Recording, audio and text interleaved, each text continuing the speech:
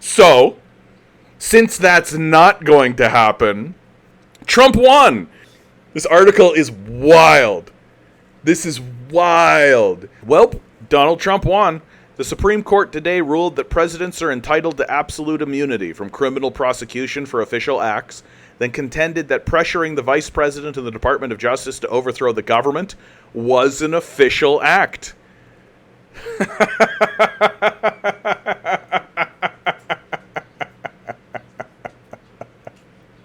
Yeah, the former president tried to coup the government, which was an official act, and so it was legal.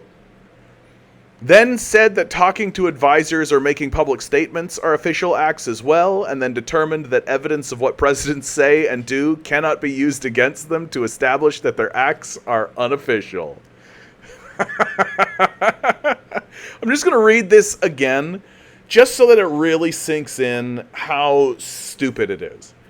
Like, how absolutely just, like, they're not even trying. Right? They're not even trying to make a case. They literally might as well have just stood up in front of us and just said, like, look, the president can do whatever. Just whatever. We're going to have two parties, both of them capitalist parties, and you get to pick which one of these raving, lunatic, demented psychopaths you want to be the leader of your country. And then when they go on massive killing sprees and murder everybody for sport, because they're psychopaths, there's nothing you can do about it. Tough shit. And you got to pick one of those two. You can't pick somebody else. This is the greatest democracy that has ever existed in the history of the world. There has never been a stronger, more powerful democracy than this democracy right here, right now, at this moment. America is the greatest country in the world with the strongest democracy that's ever existed in all of the history, where you get to pick between two parties and only two, and nobody else. We're the best. God bless America.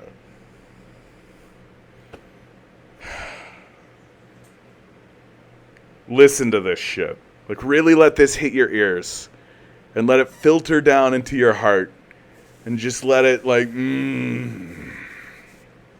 The Supreme Court today ruled that presidents are entitled to absolute immunity from criminal prosecution for official acts, then contended that pressuring the Vice President and the Department of Justice to overthrow the government was an official act, then said that talking to advisors or making public statements are official acts as well, and then determined that evidence of what presidents say and do cannot be used against them to establish that their acts are unofficial.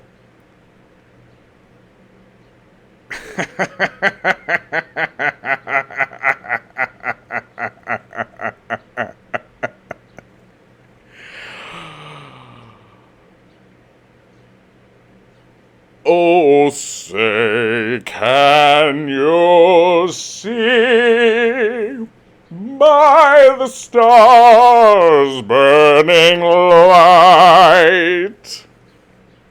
Get fucked, America. Get totally fucked. You have a weird little king. Your system is not a democracy. This is embarrassing.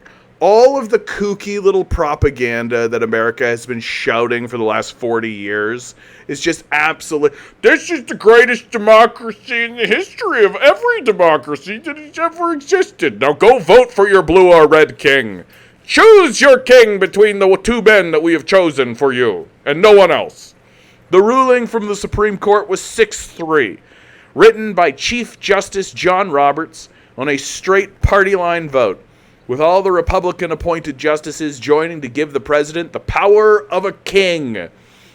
While some parts of the federal indictment against Trump will be remanded back down to district court trial judge to see whether any of Trump's actions were unofficial acts, the court says, are not entitled to immunity. Trump's victory in front of the Supreme Court is total.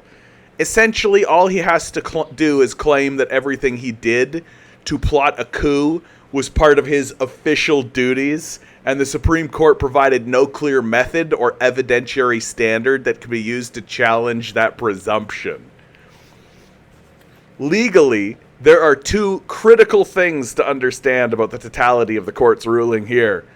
One, the immunity is absolute. Two, there is no legislative way to get rid of what the court has given. On the first point, the immunity granted to Trump in this case far exceeds the immunity granted to, say, police officers or other government officials when they act in their official capacities. Those officials are granted qualified immunity from civil penalties because the immunity is qualified. It can be taken away. Pierced is the legal jargon for taking away an official's qualified immunity. People can bring evidence against officials and argue that they shouldn't be given immunity because of the gravity or depravity of their acts. Not so with Trump. Presidents are now entitled to absolute immunity, which means that no matter what they do, the immunity cannot be lost. They are always and forever immune, no matter what evidence is brought to bear. Moreover, unlike other officials, presidents are now entitled to absolute immunity from criminal charges. Even a cop can be charged with, say, murder, even if they argue that killing people is part of their jobs, but not presidents. Presidents can murder, rape, steal, and pretty much do whatever they want so long as they argue that murdering, raping, or stealing is part of the official job of the President of the United States. There is no crime that pierces the veil of absolute immunity. And there is essentially nothing we can do to change it. The courts created qualified immunity for public officials, but it can be undone by state or federal legislatures if they pass a law removing that protection. Not so with absolute presidential immunity. The court here says that absolute immunity is required by the separation of powers inherent in the Constitution, meaning that Congress cannot take it away. Congress, according to the Supreme Court, does not have the power to pass legislation saying the president can be prosecuted for crimes. Impeachment, and only impeachment, is the only way to punish presidents. And, somewhat obviously, impeaching does nothing to a president who's already no longer in office. Under this new standard, a president can go on a 4 to 8 year crime spree, steal all the money, and murder all the people they can get their hands on, all under the guise of presumptive official behavior, and then retire from public life, never to be held accountable for their crimes while in office. That, according to the court, is what the Constitution requires, just as the founders intended. There will be Republicans and legal academics and whatever the hell job Jonathan Turley has who will go into overdrive, arguing that the decision isn't as bad as all that. These bad faith actors will be quoted or even published in the Washington Post and the New York Times. They will argue that presidents can still be prosecuted for unofficial acts, and so they will say that everything is fine. But they will be wrong, because while the Supreme Court says unofficial acts are still prosecutable, the court has left nearly no sphere in which the president can be said to be acting unofficially. And more importantly, the court has left virtually no vector of evidence that can be deployed against a president to prove that their acts were unofficial. If trying to overthrow the government is official, then what isn't? And if we can't use the evidence of what the president says or does, because communications with their advisors other government officials and the public is official, then how can we ever show that an act was taken unofficially? This article is wild. This is wild.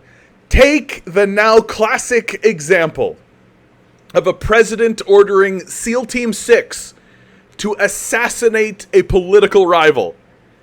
According to the logic of the Republicans on the Supreme Court, that would likely be an official act. According to their logic, there is also no way to prove it is unofficial, because any conversation the president has with their military advisors, where, for instance, the president tells them why they want a particular person assassinated, is official and cannot be used against them.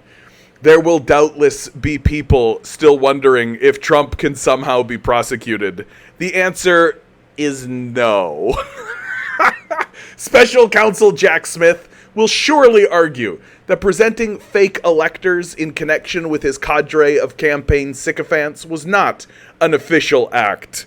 Lower court judges may well agree, but when that appeal gets back to the Supreme Court next year, the same justices who just ruled that Trump is entitled to absolute immunity will surely rule that submitting fake electors was also part of Trump's official responsibilities.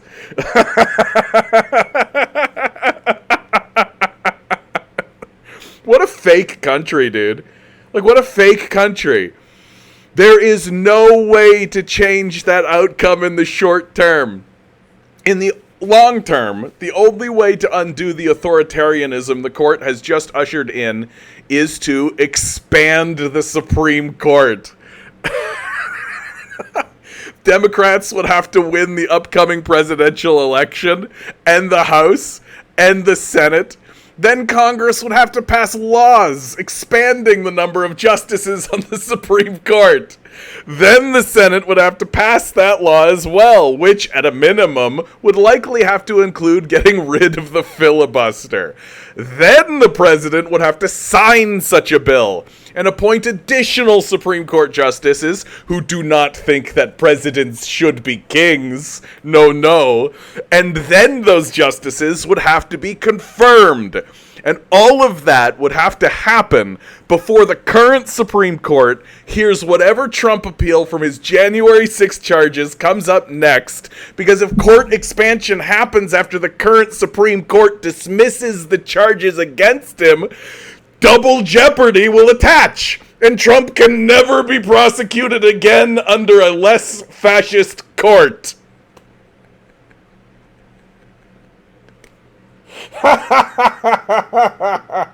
So, since that's not going to happen, Trump won. He completely won. He tried to overthrow the government and he got away with it. I cannot even imagine what he'll try if he's actually given power again, knowing full well that he will never be held accountable for literal crimes. If you ever wondered what you'd have done in ancient Rome, we're not even talking about the Nazis anymore. We're going back to fucking ancient Rome, where they were literally like crucifying people in public and being like, yeah, crucified for crimes. When the Roman Republic was shuttered and Augustus Caesar declared himself the first citizen of Rome, the answer is, whatever you're doing right now, baby. It's what you would have done during the restoration of King Charles II in England, and what you would have done when Napoleon declared himself Emperor of France.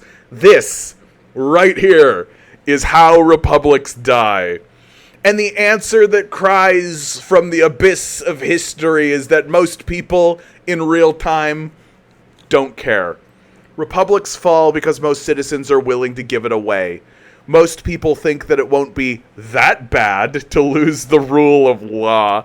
And the people who stand to benefit from the ending of Republican self-government tell everybody that it will be okay.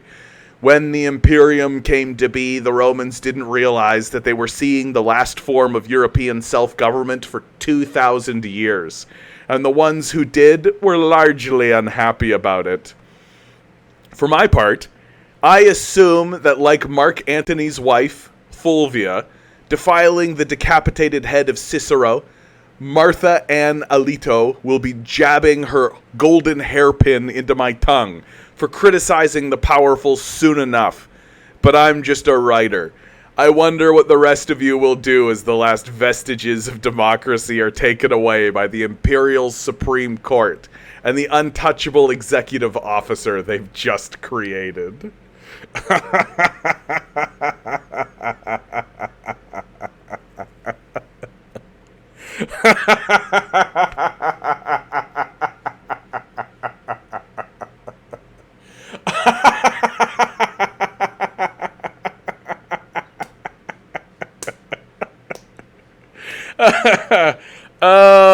America, what a great system we've got.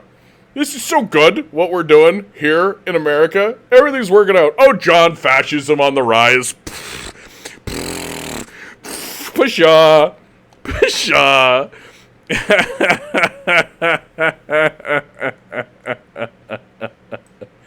Oh my god, dude. What a great article. I'm so happy that I read that article, dude. For those of you who are interested in learning more, I live stream 6 to 9 p.m. Eastern Standard Time, Tuesday, Wednesday, Thursday, thecanadiancommie.com. Please come on down. We have to organize the revolution. Thank you.